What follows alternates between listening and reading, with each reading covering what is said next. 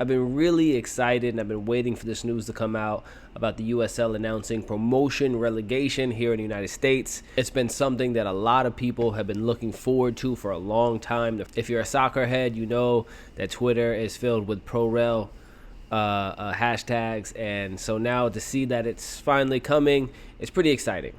But what does it really mean for U.S. soccer, and will this have any bearing? And should there be an MLS USL beef? Well, to put it plainly, no. I have a couple friends who are owners and run USL teams. I think the biggest feeling was that owners have more rights in the USL if you're interested in the developing player format.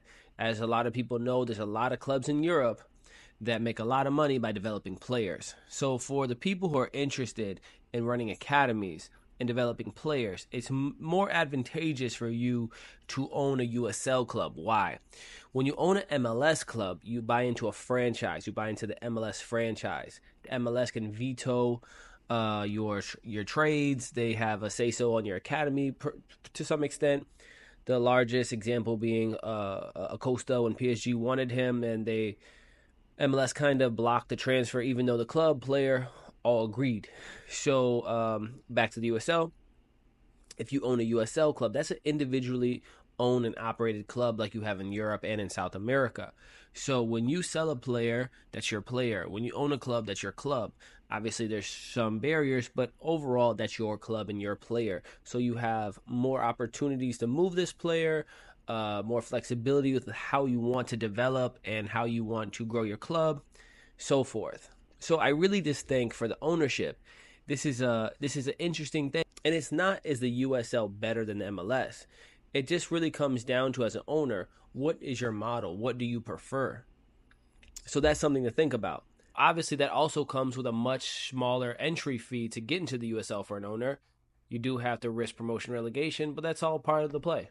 The second portion of this is that actual player. We all know the GA Cup, the MLS Next Cup, MLS Next Fest, the MLS Academy system is great for the players that are in it. But the truth is, in a closed league, which has its ups and downs too, there's also huge upsides to an MLS with a closed league. But in a closed league, the league will never be big enough to support this entire country. Our population is simply way too big. I mean, if you want to look at Florida compared to Portugal, we have about the same population, and they have 30 plus pro teams in the top three divisions. There are three professional divisions when we only have a handful. If you want to count just a USL championship and MLS, you have four teams. So as you can see, we need different layers and levels of soccer. You need grassroots, and you need New York Red Bulls, Inter Miami, LAFC. You need those different levels. And the USL provides an opportunity to do that. Promotion relegation allows players the opportunity, young players, to showcase themselves, but not just academy players. There's so many players that I know that are 18 years old and they're out of options. There's nowhere to play. You have another huge group of players that are coming out of college and have nowhere to play. For people who don't understand why they don't have anywhere to play and they think it's just because it's not good, it would take hours to explain. But just know there's not a lot of opportunities in the US, and going to Europe or South America is not as easy as it seems. Not just the fact that you have to be good enough. So for these college players coming out of college, for these academy players that need a place to build a resume and showcase themselves, they can do it in three professional divisions.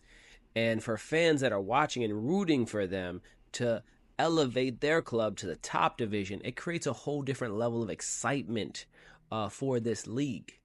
One huge problem I see when I was reading the bylaws for the USL applying for first division status. I wrote an article about it, but you could see that the U.S. Soccer Federation requires a 15,000 capacity seat stadium. This is absurd. Anybody who has watched the USL knows that some of the best environments or atmospheres rather are in stadiums that are like 6,000, 7,000. Detroit FC is crazy. It's one of my favorite places to see soccer in the US. It's beautiful.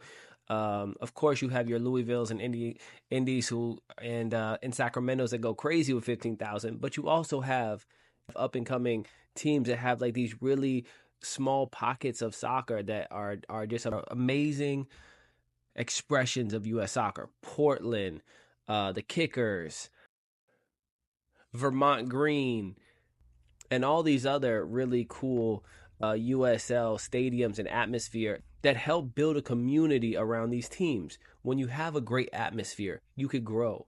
But when you're trying to fit 5,000, 3,000, 2,500 into a 10,000, 15,000 people stadium, it feels empty and no one wants to go to that. You want to go and be a part of a community, go be a part of the soccer experience, and you could do that in a stadium that fits your market. And for those who are on Twitter telling me, oh, well, if you can't fill a 15,000 stadium, you don't deserve to be professional. You're not going to be profitable enough anyway. You obviously don't watch European soccer. There's plenty of first division teams all over Europe with under 10,000. Plenty. And financial stability doesn't come from sales of seats all the time. It comes from good business, it comes from selling players, and it comes from having a strong core fan base. So there's plenty of opportunity, especially with social media and other avenues, to have successful teams without a 15,000 person stadium. To wrap all of this up, the reason the USL and MLS should not be at odds and should not worry about one another, and we can enjoy both of them independently, especially now that we get to see them play each other with a little more tenacity in the US Open Cup and CONCACAF Champions League and all these different things. So it brings a little more spice to those matches. But on top of that, this town's big enough for the two of us. USL can do its thing in these markets, and MLS can do its thing in those markets. It doesn't have any bearing on one another. You're going to watch and like what you like. It's going to develop the sport and create more opportunities and more love for the game in the US, which is going to help both of them. We should support both of them. We don't need to fight about both of them. And I'm really excited to see how this helps develop a grassroots along with our mega teams, and creates just different layers and different cultures and different history of soccer in places that would have never got it with that just the MLS. The MLS is an amazing league and does a great job, but it's just too big of a country for them to go to certain markets and put a team.